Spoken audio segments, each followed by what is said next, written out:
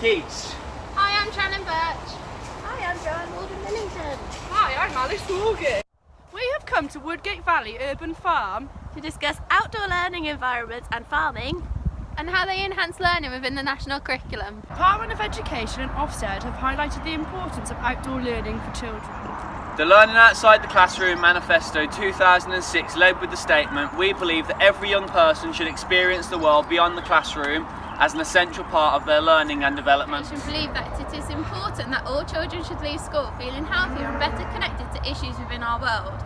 Taking children to farms can support this as they can see where their food comes from crops to meat. One of the ways schools can get involved with teaching children about where food comes from is through Tesco's Farm to Fork work programme.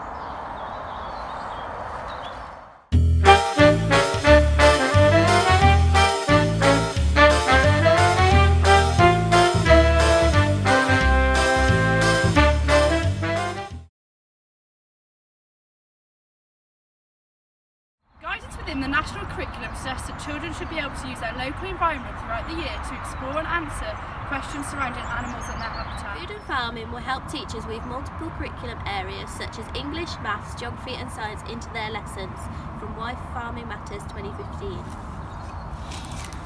They also discuss how these subjects can be approached individually or as part of a larger topic on food, farming, the environment and wildlife. According to the Council for Learning Outside the Classroom 2009, It is important that children get regular experience within the outdoor environment. To enhance their learning, bringing them into contact with the natural world as a unique experience.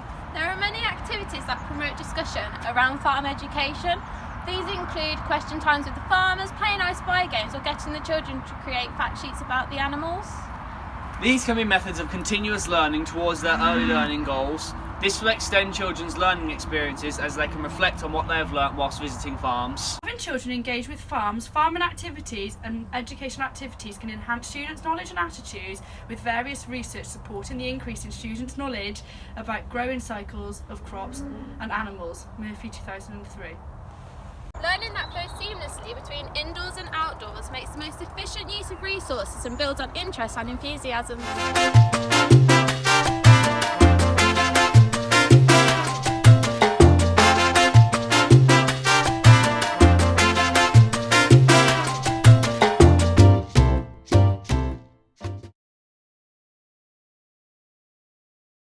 The national curriculum states that a good English education should provide children with a wide vocabulary that is suitable for a range of contexts, purposes and audiences.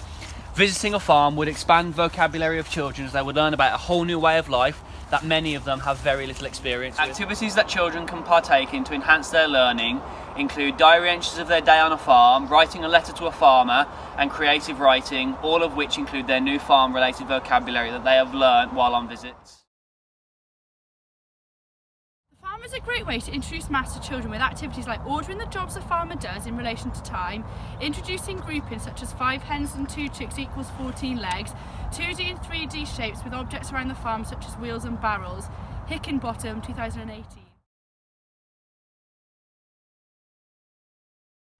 In support of teaching science on farms, GIL 2011 discusses that children who take part in school farming projects improve their scientific learning and knowledge more than those who do not. Activities relating to the Science National Curriculum can include a fact sheet detailing how the animals are looked after, which links to the Year 3 programme of study. This is where children are taught to identify that animals need the right types and amounts of nutrition and where they get this from. Another activity linking to the Year 2 programme of study can be where the children look into the use of food chains within a farm. As well as learning the core subjects previously discussed in this video, visits to farms can also be used to make cross-curricular links such as understanding the world, being imaginative and physical development. An activity could include making mini-boost hotels and helping with daily farm activities. Sobel 2013 celebrates the approach to teaching that emphasises connections between schools, community and the environment. He states that one of the best ways for children to develop these experiences is by visiting farms. This is supported by Booth et al. 2013, who believes that children will learn greatly from these experiences and then may even go on to tackle the challenges of tomorrow that farms are currently facing. We'd just like to say a big thank you to Woodgate Valley Urban Farm for having us and letting us film our video on site. As a teacher planning to visit your farm, what would you consider the benefits and learning opportunities you can provide my children? Well, education farms have been around for over 100 years and they've recently become very popular, particularly with primary schools. The hands-on experiences that the children will get are going to stay with them in more than if they were sat in a classroom learning about these subjects in a traditional way. When you mention hands-on experiences, what does this include? Well, recent research suggests that learning by doing, or experiential learning, which is what these hands-on experiences are, will mean that the children are learning best, they're more active, they're engaged in the topics that are relevant to their personal interests and goals. As you mentioned previously, there are many benefits that come with visiting your farm, and while these are very encouraging to myself, there is inevitably going to be some disadvantages that come with visiting your farm. Can you please expand on these? Well, the biggest problem is that they're very expensive to be kept running, and a lot of them rely nearly solely on donations. Therefore, they need to be controlled in a very efficient way.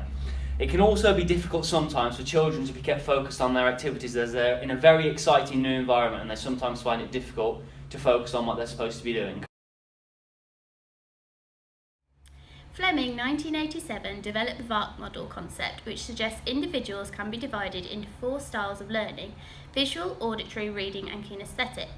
Since then, theorists such as Kolb with his learning styles model and Gardner's multiple intelligences model have expanded on the VARK model and have discussed the importance of teachers adapting their lessons to meet the needs of the different learning styles of their children.